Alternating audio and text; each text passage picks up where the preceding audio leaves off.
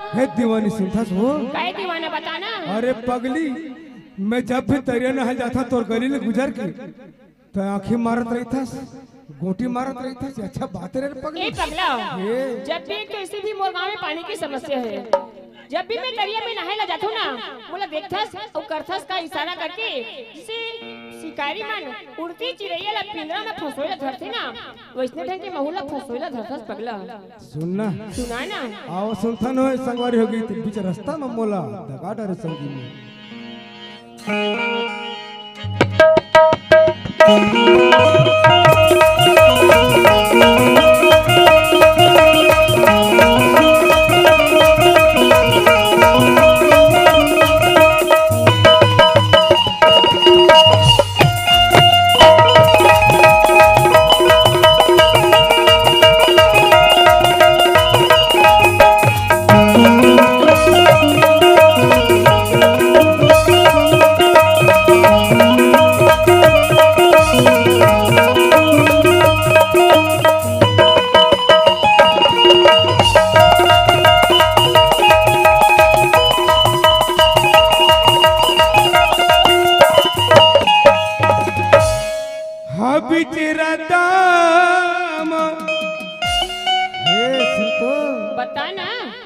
बिचरता मोला दगा डरे संगी रे, मोला उड़ती हाय हाय हाय हाय, मोला उड़ती चिड़ैया का गोली मारी संगी, मोला उड़ती चिड़ैया का गोली मारी, मोला उड़ती चिड़ैया का गोली मारी संगी, मोला उड़ती चिड़ैया का गोली मारी।